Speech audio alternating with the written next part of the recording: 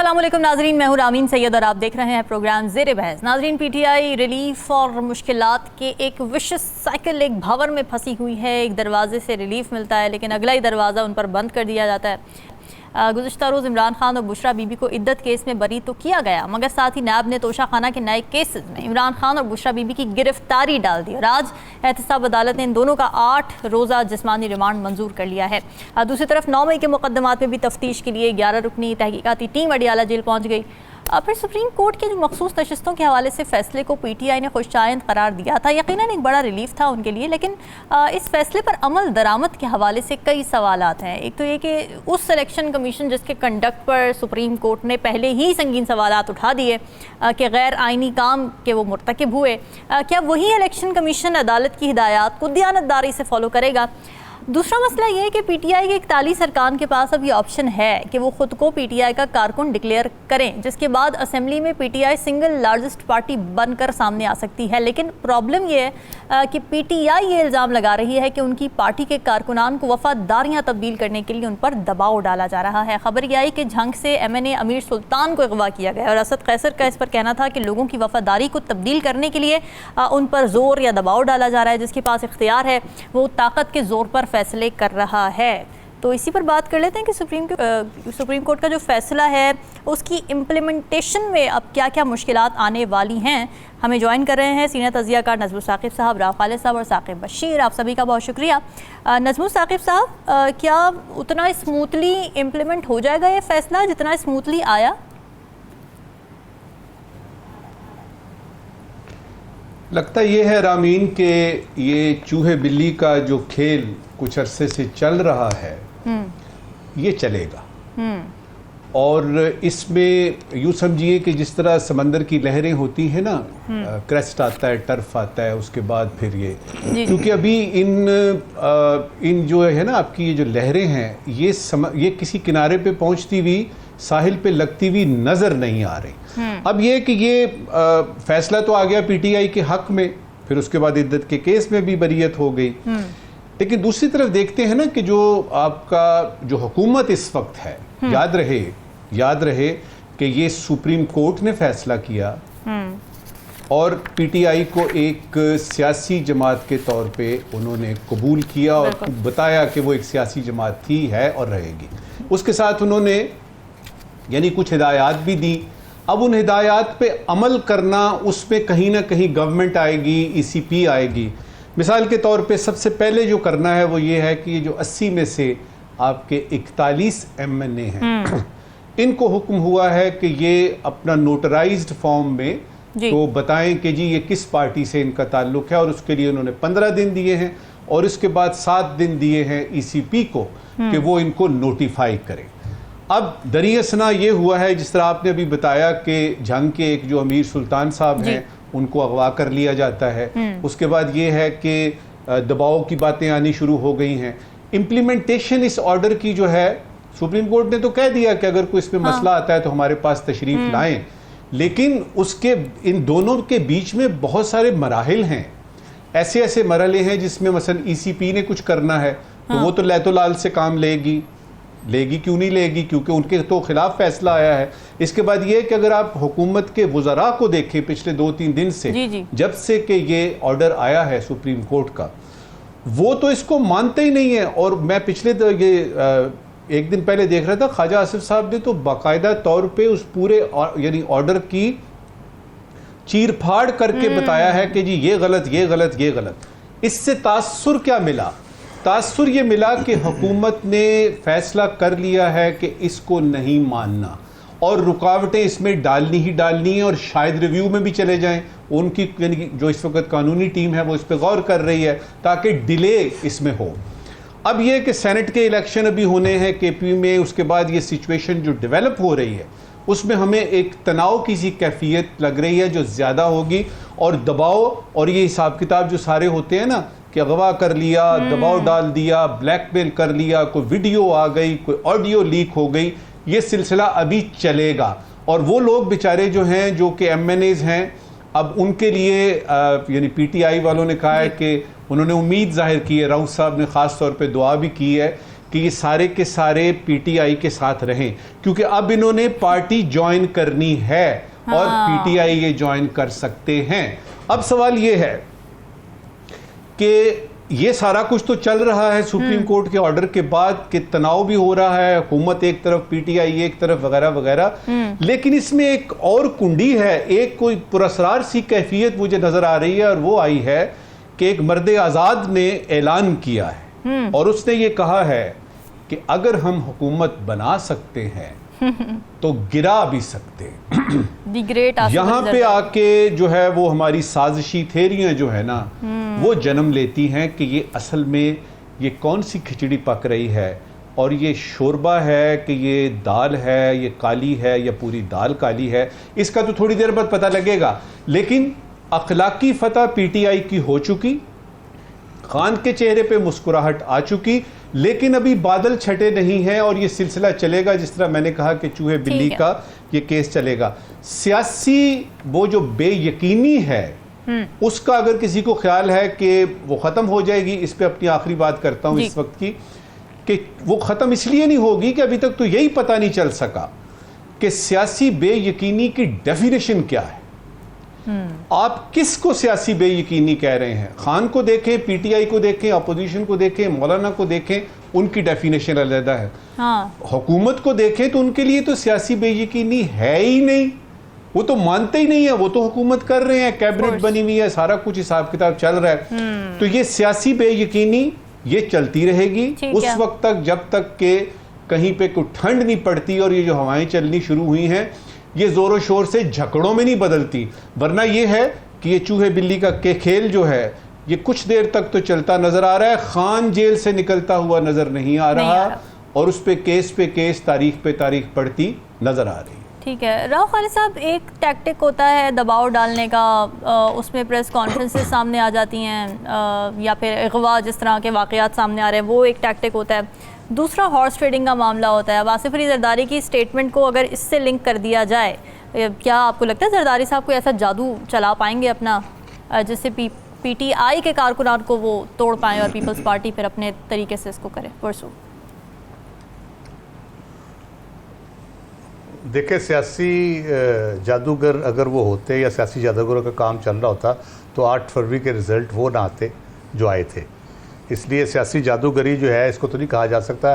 ये तो एक कह ले कि गैर जमहूरी टैक्टिक्स हैं और गैर जमहूरी तरीके हैं, गैर सियासी तरीके हैं जिससे ये सारे मामला को चलाने की कोशिश की जा रही है 8 फरवरी के बाद से।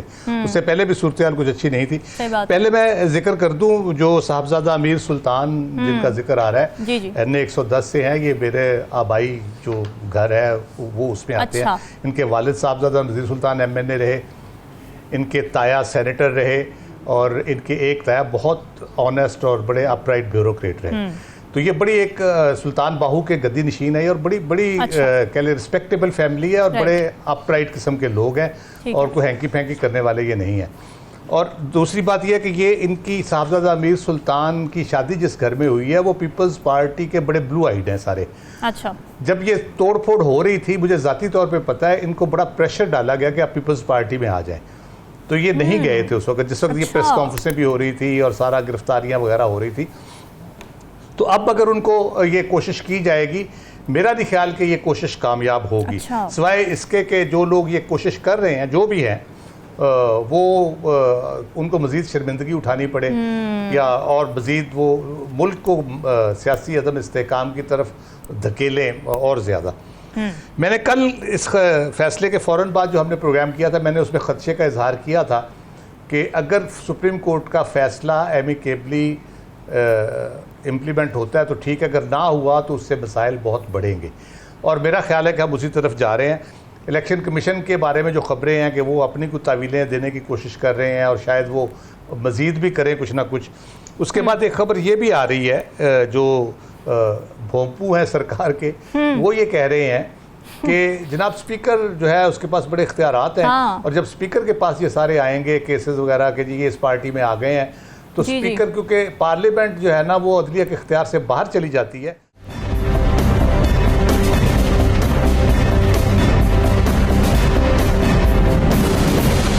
सीट करने का मामला भी आ रहा है ना सामने। तो जी जी, वो वही, हाँ, वो उसी तरह जो भी कानूनी उसमें वो मुशगाफियां करेंगे, तो वो तो कासिम सूरी ने भी की थी आर्टिकल 5 के तहत। उसका क्या हुआ था? सुप्रीम कोर्ट ने उड़ा के रख दिया था। अगर दायरा इख्तियार से बाहर थी तो वो तो PMLN के फेवर में गई थी और पीपल्स पार्टी के फेवर में गई थी। तो अभी मुझे लग ये रहा है, जो मंजरनामा बन रहा है कि PDM 1 जो थी उसने जिस तरह जजों को फ्लोर ऑफ द हाउस से धमकियां दी और जिस तरह से गुफ्तगू होती रही जजों के बारे में, सारी पार्टीज ने की, पीपल्स पार्टी समेत सारी जमातों ने की।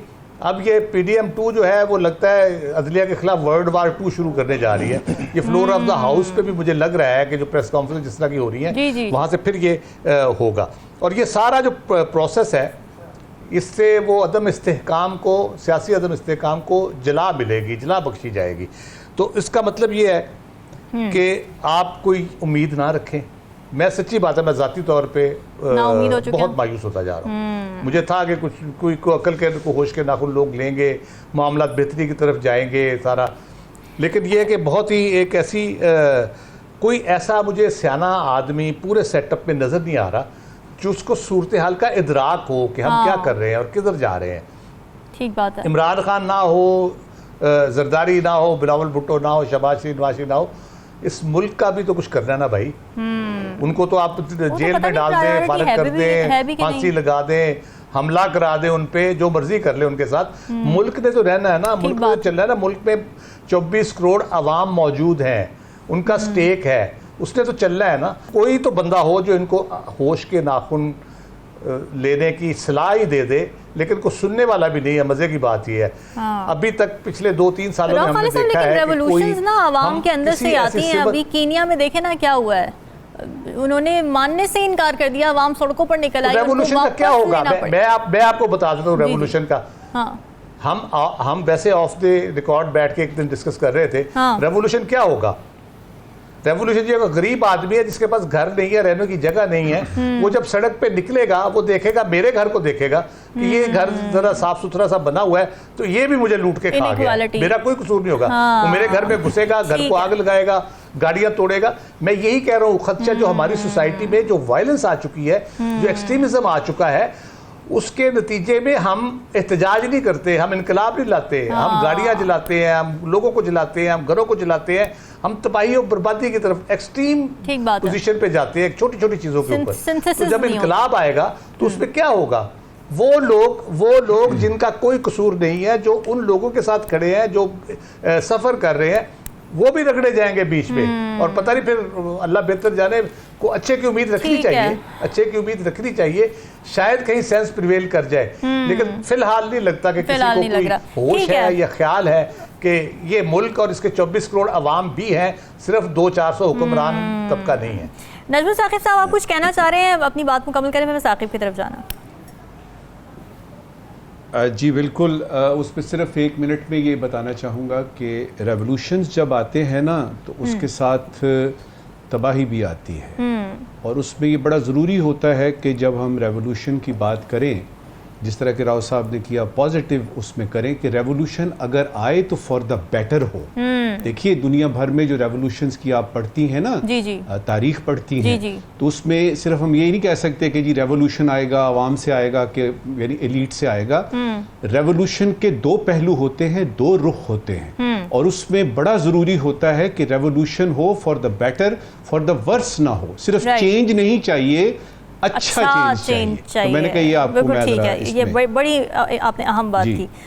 साकिब, इस फैसले के हवाले से अगर बात करें, क्या पॉसिबल रोड ब्लॉक्स आपको अभी भी नज़र आ रहे हैं सुप्रीम कोर्ट के उस फैसले के इम्प्लीमेंटेशन में? एक तो बड़ी सादा सी बात है जो हुकूमत वक़्त को भी समझनी चाहिए कि पब्लिक ने जिसको मैंडेट दिया है उसके मैंडेट को तस्लीम करें और तस्लीम करके आगे बढ़ें। ये तो मेरा ख्याल में कोई तरीक़ाकार नहीं है कि आप जो है वो कह रहे हैं कि हम करना चाह रहे हैं और दूसरे को आप टाइम नहीं दे रहे। या तो ये है कि वो इलेक्शन करवाए ना जाते और ख़ुद ही जो है वो जो कुछ करना था उसको आगे बढ़ाते जाते। जब पब्लिक ने एक ख़ास पॉलिटिकल पार्टी को एक हद तक मैंडेट दिया है, दूसरी को दिया है, तीसरी, जितनी भी जमातें हैं, जितना जितना उनके पास मैंडेट है वो उसके मुताबिक ही उसको काम करना चाहिए। सुप्रीम कोर्ट का फ़ैसला बड़ा ही फेयर है कोई नजरिया जरूरत नहीं है। नजरिया जरूरत तब होता जब वो जो 78 नशिस्तें हैं वो इस हुकूमत के जो है वो उनको माले गनीमत की तरह जो है वो दे दी जाती। अब इसका हल यही है कि आप उनका वो एक सिंगल लार्जेस्ट पार्टी बनने जा रही है पार्लियामेंट में और उसके मैंडेट को तस्लीम नहीं कर रहे। ये अजीब सी बात है कि जो उनका मैंडेट है उसको तस्लीम करें, उनको एंगेज करें, बिठाएं, उनके सामने रखें कि हमने मुल्क को आगे लेकर चलना है, उनको कन्विंस करें। जब मैंडेट उनको भी मिला है, आपको भी मिला है, आपको किसी और अवाम ने मैंडेट तो नहीं दिया। जहां तक बात है सुप्रीम कोर्ट के फैसले के अमल दरामद की, सुप्रीम कोर्ट के फैसले पर अमल दरामद होगा। ये वज़रा प्रेस कॉन्फ्रेंसेस कर रहे हैं, सब कुछ कर रहे हैं, गुस्से का इजहार कर रहे हैं, वो होना ही होना है। उसकी वजह यह है कि किसी पॉलिटिकल पार्टी का कोई हक जो है वो राइट वायलेट नहीं हुआ, ना किसी पॉलिटिकल पार्टी की ये नशिस्तें थी कि उनसे वो छीन कर दूसरी जगह दे दी गई हैं। सिंपल सी बात है, इनको वो एक माले गनीमत मिल रहा था, वो इनको नहीं मिल सका। इरफान सिद्दीकी साहब का एक स्टेटमेंट में पढ़ रहा था कि वो कह रहे थे कि अब सुप्रीम कोर्ट का फैसला आ चुका है, उस पर अमल होना है। इलेक्शन कमीशन जो इधर उधर की कर रहा है वो भी नहीं होना। सुप्रीम कोर्ट ने कहा है कि आप अगर कोई मसला होगा तो हमारे पास आ जाएं। बाकी रही बात कि उनके कोई MNAs हैं, उनको 1 2 3 को MNAs को ऊपर नीचे किया जा सकता है। 41 MNAs जो है उनके वो एफिडेविट सर्टिफिकेट्स वो जो है वो इलेक्शन कमीशन में जमा हो जाने हैं, क्योंकि जरा ये भी बता रहे हैं कि 90% एफिडेविट्स उन्होंने तैयार कर लिए हैं और मंडे को वो जो है वो जमा हो जाएंगे। उसमें कोई ऐसा इब्हाम नहीं है। आज समाअत थी अडियाला जेल में, कल मैंने बात की थी कि ये जो ट्रेंड है ये केसेस का, एक केस खत्म, दूसरे में गिरफ्तारी, और इस तरह चलते चलते दर्जनों केसेस। तो ये ट्रेंड बड़ा खौफनाक है। ये तो ठीक है कि हुकूमत वक्त ये कहती है कि अगर वो बाहर आएंगे तो हमारे लिए मसाइल होंगे, लेकिन कल कोई और हुक्मरान बैठा होगा तो इसी हुकूमत के लोगों, जब ये अपोजिशन में होंगे तो वो इसी तरह इस्तेमाल कर रहा होगा, तो फिर उसको आप कैसे जस्टिफाई करेंगे कि जब आप खुद ये अमल कर रहे हैं। आज केस था जो अडियाला जेल में, वहां पे 8 रोजा फिजिकल रिमांड दिया गया है। तो इमरान खान जो है उनकी जानिब से मीडिया से बात भी की गई, तो उन्होंने कहा कि तोशा खाना का अगरचे ये तीसरा केस है, ये तो चले अदालतें डिसाइड करेंगी, जो बुशरा बीबी हैं उनका कोई लेना देना नहीं, उनको आप रिहा करें, मेरे खिलाफ जो केस चलाना है आप जो है वो चलाएं और आगे जो है बढ़ते जाएं। उनके केसेस तो चल रहे हैं, चले 20 जुलाई को है, फिर 22 जुलाई को है, फर्दर जो है चलता रहेगा। सुप्रीम कोर्ट के फैसले पे फिर मैं आऊंगा कि सुप्रीम कोर्ट के फैसले पर अमल दरामद होना है।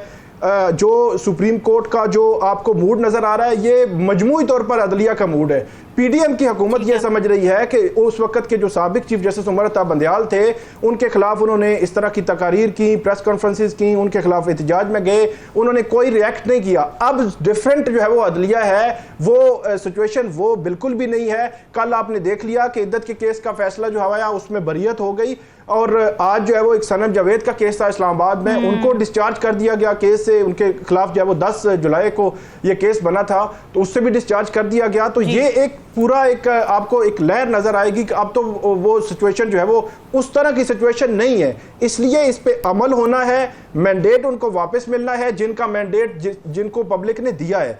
अब हल एक ही है कि हुकूमत वक्त अगर ये चाहती है कि चीजें स्मूथ चले तो फिर उनको एंगेज करें, उनके साथ बैठें। और उसमें यह है कि हुकूमत कहे कि हमने अपनी टर्म्स पे बैठना है, ये तो नहीं होगा, या जो वो कहें कि हमने अपने जो है वो टर्म्स पे बैठना है, फिर वो भी नहीं हो सकेगा। दोनों फरीक बैठेंगे तो मेरा ख्याल है कोई ना कोई हल जो है वो निकल आएगा। हुकूमत की जानिब अगर उनकी जानिब से मुज़ाकरात के लिए कोई ऐसा सॉलिड कोई जो है वो रीज़न या उसके ऐसा नहीं आई कोई चीज़, तो हुकूमत की जानिब से भी कोई ऐसी बात नहीं आई। बारहा हम ये कह चुके हैं कि कभी 8 फरवरी के इलेक्शंस के हवाले से कोई ऐसी चीज़ नहीं आई कि चले हम जो है वो कमीशन बना देते हैं, कोई कमेटी बना देते हैं, कोई पार्लिमानी कमेटी बना देते हैं। वो 2018 में इमरान खान साहब ने भी बना दी थी, उसने क्या किया था?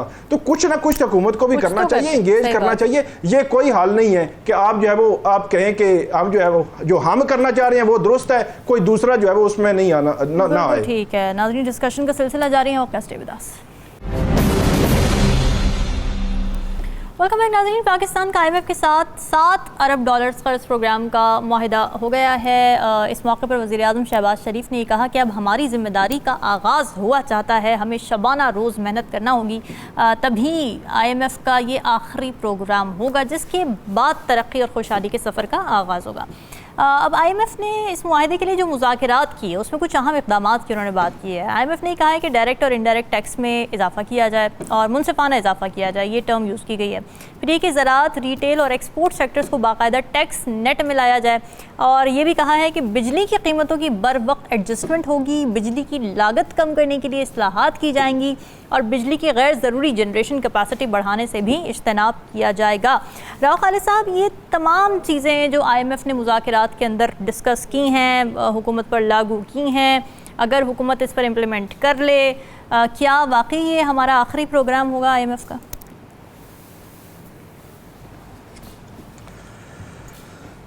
जो हमारी मुआशी सूरत हाल है उसमें तो मुझे लगता है कि हम मांगे ना मांगे IMF ने अगली दफ़ा देने से इनकार कर देने पैसे। अच्छा। इसलिए इसको आखिरी प्रोग्राम हर दो सूरतों में समझा जाए। ठीक है। अगर हम कामयाब हो जाते हैं माशी सूरत हाल बेहतर करने में, फिर भी आखिरी प्रोग्राम होगा। नहीं हुए अगर तो फिर नहीं भी होते तो IMF हमें पैसे नहीं देने लगा। हाँ बिल्कुल, हर दो सूरतों में। तो वो मुझे वज़ीर-ए-आज़म साहब की ये बात समझ आती है कि ये आखिरी प्रोग्राम होगा। और जिस वसूख से वो कहते हैं तो उनके ज़हन में भी शायद हर दो सूरतें मौजूद हैं। तो मैं उम्मीद करता हूँ कि अच्छी सूरत मौजूद हो, बुरी सूरत मौजूद ना हो, और उसी पहलू से देख के उसको कर रहा हूँ। एक तो ये है कि आउटसेट पे मैं कह दूं कि इस प्रोग्राम से कोई ख़ास फ़र्क नहीं पड़ेगा। अच्छा। 7 अरब डॉलर और हम ले लेंगे, जो फ़र्क पड़ेगा तो हमारे कर्ज के हुजम में पड़ेगा, वो और बढ़ जाएगा। क्योंकि जो आपने मेंशन की हैं चीज़ें, जी, उसको जब हम देखते हैं तो वो अपहिल टास्क है। मेरा नहीं ख्याल हम 70 सालों में अगर ये सारे कुछ नहीं कर सके तो अब 3 सालों का ये 37 मंथ का जो प्रोग्राम है, तो उसमें हम ये एक एक्सटेंडेड फंड फैसिलिटी इसमें कितना कुछ कर लेंगे। जहाँ तक मुझे नहीं लगता कि हम जो है ना वो कर पाएंगे। अभी मैक्रो इकोनॉमिक स्टेबिलिटी पे फंसे पड़े हैं, तो माइक्रो लेवल पे ट्रिकल डाउन इफेक्ट जो होता है तो वो कब तक जाके होगा पता नहीं, आई डोंट नो कब तक वो जाके उसको ठीक हम कर पाएंगे। मसला ये है कि बुनियादी टैरिफ में आज ही ऐलान हो गया, 7 रुपये 12 पैसे इजाफा कर दिए गए इलेक्ट्रिसिटी के। और IMF की शर्त क्या है, आप मुनाफकत देखें ज़रा उनकी IMF की। 2 पॉइंट पर्टिकुलरली मैं आपको उसमें पॉइंट आउट करता हूँ। एक तो वो कहते हैं उसी रिपोर्ट में जो उन्होंने प्रेस रिलीज जारी की है कि पाकिस्तान के जो तरक्याती और बाहमी जो दोस्त हैं, मुल्क हैं, उनकी मदद बहुत ज़रूरी है। अच्छा। और उसके साथ ही चीन के हवाले से वो हमें डंडा लेके बैठे होते हैं, हमें बताएं चीन से लोन कैसे ले रहे हैं, हमें बताएं चीन से क्या मामला तय हुए हैं आपके, उन पैसों का आप क्या करेंगे। तो इसका मतलब ये है कि सिर्फ बातों की हद तक तो ये कह रहे हैं, लेकिन अमली तौर पे वो चाहते हैं कि हमें चीन पैसे ना दे या चीन हमारी को माली मदद माशी तौर पे ना करे। दूसरी उनकी मुनाफकत ये है कि पावर सेक्टर की आपने वायबिलिटी की उन्होंने बात की है, उसमें उन्होंने जो आपने बात की कि जो एक्सपेंशन ऑफ जनरेशन बंद करें, ठीक है जी, और साथ दूसरी मुनाफकत कास्ट रिड्यूसिंग रिफॉर्म्स लाएं। अब उधर से आप डंडा सर पे रखा हुआ उनके मारे जा रहे हैं कि ये बढ़ाओ, पैसे बढ़ाओ, बढ़वा भी लिए हैं आपने गैस की, एनर्जी की प्राइसेस, और साथ आप कह रहे हैं जी उसके रिड्यूस करेंगे, रिफॉर्म्स करें। क्या रिफॉर्म्स होंगी? आपका सर्कुलर डेट खत्म नहीं होगा, आपकी एफिशिएंसी नहीं आएगी सिस्टम में पूरे में, तो वो 3 सालों में तो नहीं आने लगी जिस किस्म के मामलात हैं हमारे। सही बात है। तो वो किस तरह से आप ठीक करेंगे और उनको इम्प्लीमेंट करना। बात यह कि हम ये सियासी मामलात की तरफ जा रहे हैं, जो एक मुआशी मामलात हैं उसको सेट करने की कोशिश नहीं कर रहे। अभी पेट्रोलियम डीलर्स के ऊपर लगा, उन्होंने शोर डाला, उनके साथ आपने बैठकर नेगोशिएट कर लिया। उसके बाद फ्लोर मिल्स वाले आ गए, उनके साथ आपने नेगोशिएट कर लिया। जिन सेक्टर्स में टैक्स लगाना है उस तरफ आप जा ही नहीं रहे। एग्रीकल्चर के जैसे हम बात करते हैं, हम रियल एस्टेट की जो ओवरऑल उसका है, जो वॉल्यूम है, जो जिस तरह का होता है, उसकी तरफ आप जा नहीं रहे। जो टैक्स नेट से बाहर है, ताजर हैं छोटे, उनकी तरफ आप उस तरह से जा नहीं रहे। बैठ के रोज़ FBR में तकरीरें कर लेते हैं आप, और उसको इम्प्लीमेंटेशन की तरफ आपका जो है कोई 1-2% प्रोग्रेस है, आपकी प्रोग्रेस ही नहीं हो पा रही। तो एक तरफ आप कहते हैं जी बिल्कुल किसी को बाहर नहीं रहने देना, साथ ही आप चेयरमैन FBR को कह रहे हैं किसी के साथ ज्यादती ना हो, आपने किसी के साथ ज़बरदस्ती नहीं करनी। तो आप ज़बरदस्ती नहीं करेंगे तो कौन आएगा भाई? आप ज़बरदस्ती भी करके देखिए, आपने वो फिर भी नहीं आते, तो किस तरह से आप इसको इम्प्लीमेंट करेंगे?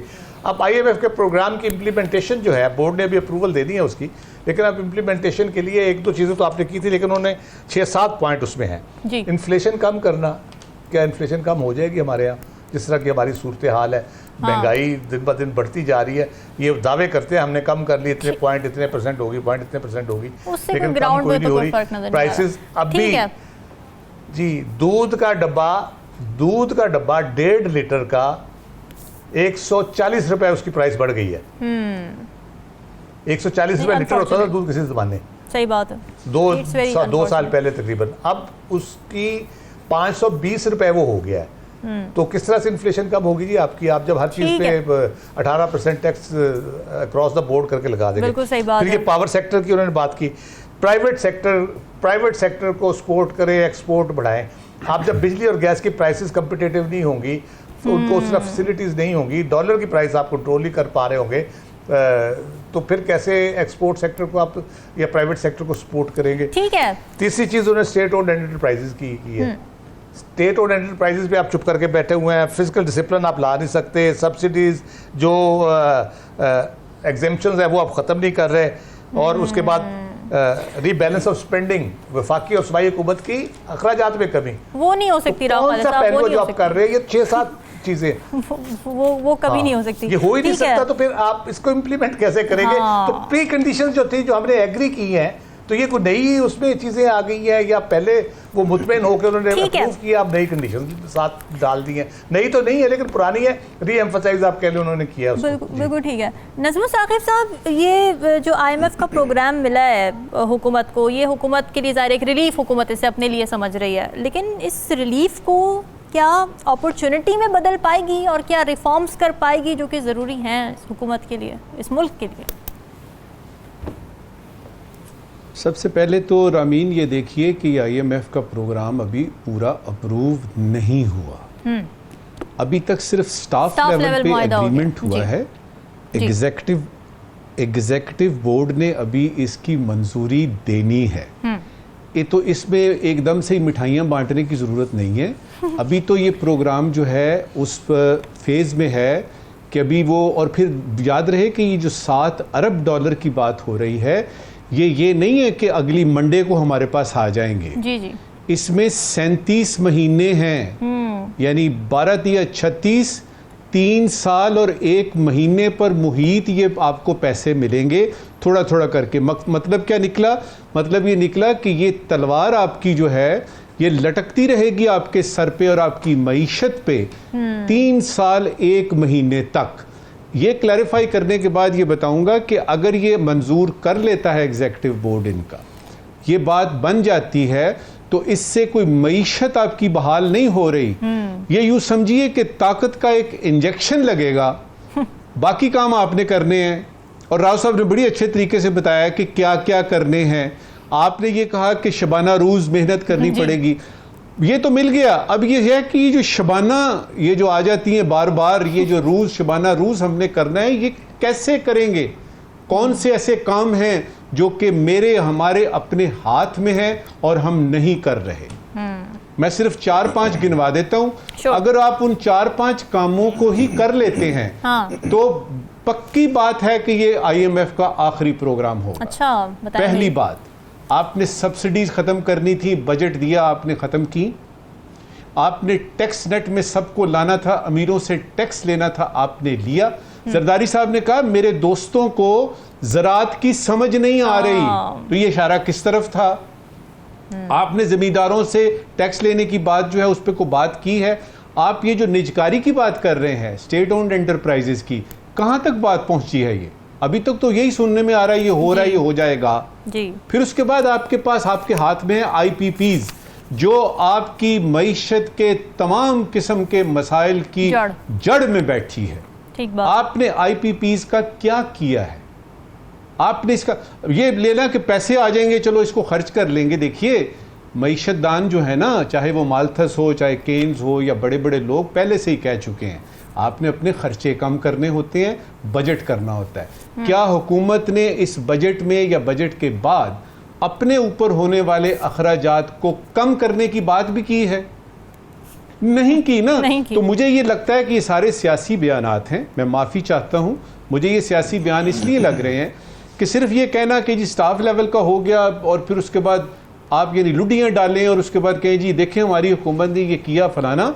आपको इस पे जो देना पड़ेगा ना, जो इंटरेस्ट देना पड़ेगा, आप कर्जे में और फंस रहे हैं। बिल्कुल ठीक है नाज़रीन, डिस्कशन का सिलसिला जारी है, वक्त तो विदास।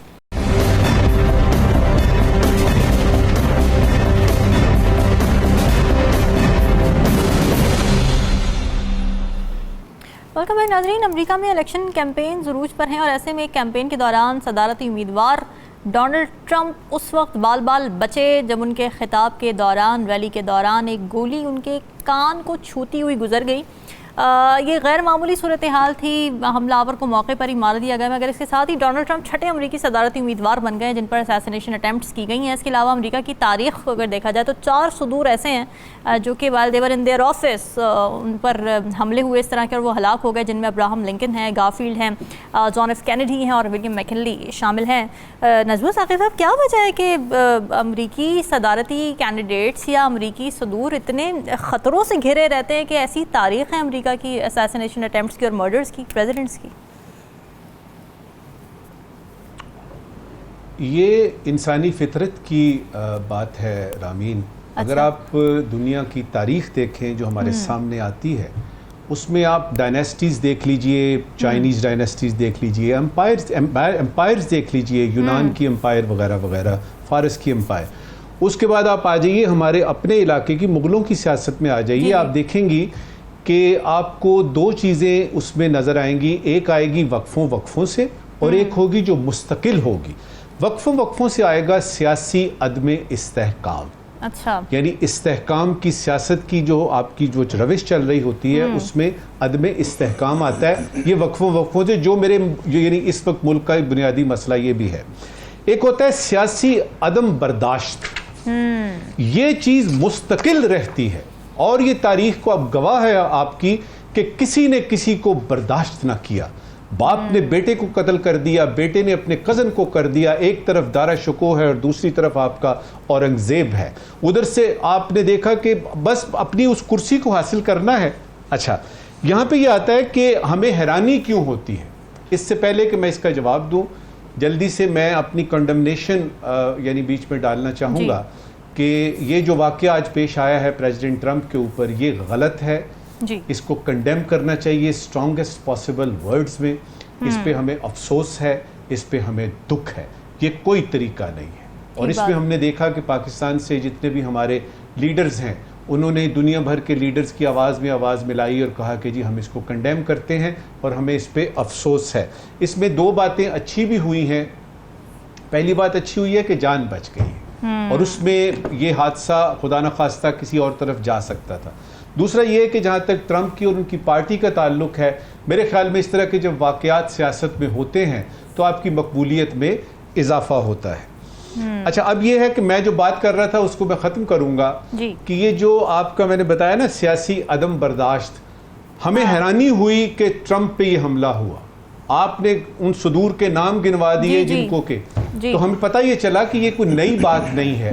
हैरानी किस चीज़ पे होती है? किस चीज़ पे? इस वक्त की आखिरी बात हैरानी हमें ये होती है कि हमें लगता है कि अब हम एज अ यानी ह्यूमन बीइंग हम बड़े डेवलप कर गए हैं, हमने बड़ी तरक्की कर ली है, हमें जो है ना वो अखलाकियात समझ आ गई है, हमें पता लग गया है कि किस तरीके से काम करना है। मैं यहाँ ये बताना चाहूँगा आपके लाखों नाजरीन को कि तरक्की जो हुई है ना वो हमारे एनवायरनमेंट की हुई है, हमारे इर्द गिर्द की हुई है। ये एसी लग गया, ये जहाज चल पड़े, ये ट्रेनें चल पड़ी, मैं वैसा ही वैसे का वैसा ही हूं, मैं लालची हूं, मेरे अंदर से मैं नहीं गई अभी तक, तो मेरी तरक्की तो हुई नहीं है। और चूंकि मेरी तरक्की नहीं हुई लिहाजा मैं इसको तरक्की मानता ही नहीं हूं। जिस दिन ये मैं का सीगा हम में बदलेगा और बर्दाश्त करना पड़ेगा आपको क्या, और करेंगे आप अगले आदमी को भी बर्दाश्त, यकीन कीजिए तरक्की का सफ़र उस वक्त शुरू होगा। ठीक बात है, और ये बात बिल्कुल ठीक है। हम इंसान की वायलेंट इंस्टिंक्ट्स को काफ़ी अंडर एस्टिमेट करते हैं, it is still there. Rao Khalid sahab, Republican जब ज़ाहिर है वो एक सियासत भी इस पर शुरू हो चुकी है, आपको लगता है यही वजह है कि पॉपुलिस्ट पॉलिटिक्स शुरू हो चुकी है, बयानिए की जंग है, पाकिस्तान में भी यही देखा जाता है, तो लोगों के सेंटिमेंट्स पर खेला जाता है और फिर उसका नुकसान भी हो सकता है कभी कभी, जैसे देखा हमने? अच्छा, बहुत से पैरेलल्स ड्रॉ किए जा रहे हैं पाकिस्तान के उनकी सियासत में और इमरान खान और ट्रंप में। तो अच्छा। कोइंसिडेंट हो सकता है, लेकिन अमेरिका बहादुर जो है वो अमेरिका बहादुर है। हाँ वो उनकी जो एस्टेब्लिशमेंट है, जो आपने जितने भी हवाले दिए जी, JF के ख़ास तौर पे, जी। उसमें जिनका मैं ख़ास तौर पे जिक्र करूँगा, पॉपुलर लीडरशिप जो है ना वो अमेरिका को सूट नहीं करती, बल्कि बहुत से अच्छा। मुल्क जमहूरी होने के दावेदार हैं, लेकिन पॉपुलर लीडर जब आता है ना तो उनकी एस्टेब्लिशमेंट को फिक्र पड़ जाती है, फिर वो तरीके इख्तियार करते हैं आने ना दें उसको। उनकी जो एस्टेब्लिशमेंट है वो दुनिया पे अपना गलबा कायम रखना चाहती है, वो अपना मिलिट्री इंडस्ट्रियल कॉम्प्लेक्स जो है वो चलाना चाहती है ताकि अच्छा। डॉलर्स उनके चलते रहें।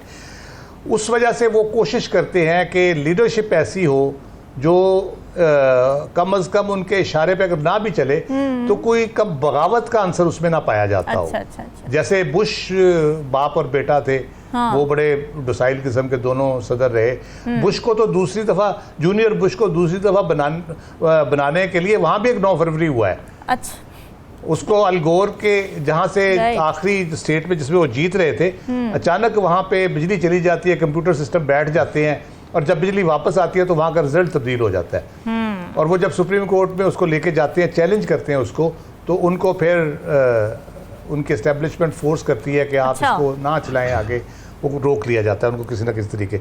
तो ओबामा का मुझे खुद पता है, सेकंड टर्म जब उनको देनी थी तो उस वक्त वो सारा जो बिल्डअप किया गया उसामा बिन लादेन के सारे वो वाक़े के गिर्द, हाँ। तो वो बुनियादी तौर पे ओबामा साहब को बहुत बड़ा क्रेडिट दे के तो उनको दोबारा लाना था। तो ये टैक्टिक्स वो यूज़ करती है। अब ट्रंप का मसला क्या है? ट्रंप जो है वो कहता है हमारा क्या काम है सीरिया में, हमारा क्या काम है अफगानिस्तान में, हम क्यों दुनिया की, यूक्रेन में हमारा क्या काम है, हम क्यों दुनिया की जंगों में पड़े हुए हैं, हमें अपने मुल्क की फिक्र करनी चाहिए। सही बात। हमारा अपना मुल्क जो है वो बहुत बेहतर सूरत हाल में नहीं है, हमें अपने लोगों की, अपने मुल्क को, इसको बेहतर करना है। तो ये तो वहाँ की एस्टेब्लिशमेंट को वारा ही नहीं खाता, वो तो पूरी दुनिया को अपने इशारों पे निचाना चाहते हैं। उन्होंने तो बड़े बड़े पहले रूस को दुश्मन के तौर पे खड़ा किया, अब चीन को खड़ा किया हुआ उन्होंने, कल को किसी और को ले आएंगे। तो वो इस तरह करके वो अपने दुश्मन क्रिएट करके अपनी कौम को डरा के वो एक ख़ास सिमत में उस सारी एस्टेब्लिशमेंट को रखते हैं, अपने को, अपने हुकूमत को और सबको। तो बड़ा अनफॉर्चुनेट है। और ये जो वहाँ पे इंसाइटमेंट हुई जो बुनियादी तौर पे, वो उसको एक इश्तियाल अंगेज़ करार दिया गया कि मुश्तिल करता है लोगों को ट्रंप, और सारा उसके ख़िलाफ़ एक ख़ास किस्म का बयानिया क्रिएट किया गया, इसमें कोई शक नहीं है। और उसकी वजह से वो यकीनन उसका एक रिएक्शन, ये पॉसिबल रिएक्शन हो सकता है, लेकिन बहुत अनफॉर्चुनेट है, बड़ा कंडेमेबल है। जो इसकी जितनी भी मजम्मत की जाए कम है, क्योंकि ये बहुत आधे इंच का फ़र्क था। मैं इत्तेफाक से उस वक्त CNN देख रहा जब ये इंसिडेंट हुआ है, तो आधे इंच का फ़र्क था। एक आधा इंच इधर होती बुलेट तो एक दुनिया का मंजरनामा ही तब्दील हो जाना था, एक बिल्कुल डिफरेंट किस्म की सूरत हाल पैदा हो जानी थी। बेहतर हुआ अल्लाह ताला ने खैर की सारे दुनिया के लिए, वरना पता नहीं वहाँ पे क्या हंगामे होते और किस तरह, क्योंकि वहाँ पे नो डाउट ट्रंप के जो सपोर्टर हैं वो बहुत एक्स्ट्रा ऑर्डिनरीली, वो कह ले कि उसके मोहब्बत करते हैं उससे। और वो अब उसकी ये कह ले कि जो पॉजिटिव बात नजू साग साहब कह रहे थे कि अब उसकी फतह जो शक शुबा था वो भी यकीनी है, अनटिल अनलेस जो अभी उसका जजमेंट आनी है जिस केस में उसको 18 काउंट पे गिल्टी ठहराया गया था, उसमें कोई बहुत बड़ा कोई फैसला वो जज साहब ना कर दे और सज़ा कोई ऐसी दे दे जिससे उनकी डिस्क्वालिफिकेशन हो जाए। लेकिन सुप्रीम कोर्ट ऑलरेडी उनकी क्वालिफिकेशन के हवाले से भी फैसला दे चुकी है, देखते हैं आगे क्या होता है। नजमू साकिब साहब, सवालात क्या हैं आज नाजरीन के लिए? जी शुक्रिया रामीन। एक ज़रूरी सवाल है और एक गैर ज़रूरी सवाल है। पहले ज़रूरी सवाल, इस्लामाबाद हाई कोर्ट के चीफ जस्टिस साहब ने फरमाया है कि जजेस मुखालिफ मुहिम चलाने वाले गर्मियाँ अडियाला में गुजारेंगे। ज़रूरी सवाल ये है कि गर्मियाँ तो बस अब 2-3 माह की रह गई हैं, तो क्या इन ख़वातीनों हज़रात के अडियाला में क़याम का बंदोबस्त सर्दियों में भी हो सकता है कि नहीं? इंटरेस्टिंग। आज का गैर ज़रूरी सवाल, वफाकी वज़ीर एहसन इकबाल साहब ने फरमाया है कि सियासी अदम इस्तेहकाम की वजह से माशी मुश्किलात का सामना है। जी दोबारा बोलता हूँ, ज़रा मुश्किल सी बात है। सियासी अदम इस्तेहकाम की वजह से माशी मुश्किलात का सामना है। जी गैर ज़रूरी सवाल ये है कि क्या ऐसा तो नहीं कि माशी मुश्किलात को ज़िंदा रखने के लिए सियासी अदम इस्तेहकाम की अशद ज़रूरत है। नाज़रीन, ये सवालात आपके लिए छोड़ के जा रहे हैं, फीडबैक ज़रूर दीजिएगा, हमें दीजिए। अल्लाह हाफ़िज़।